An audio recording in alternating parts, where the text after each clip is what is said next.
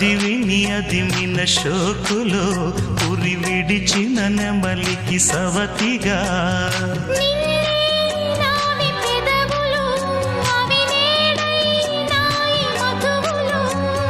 రెండు నాయి తనువులు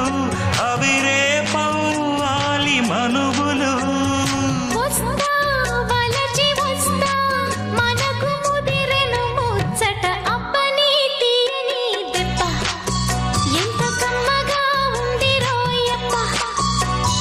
అమ్మ నీనున్న నీ బుగ్గ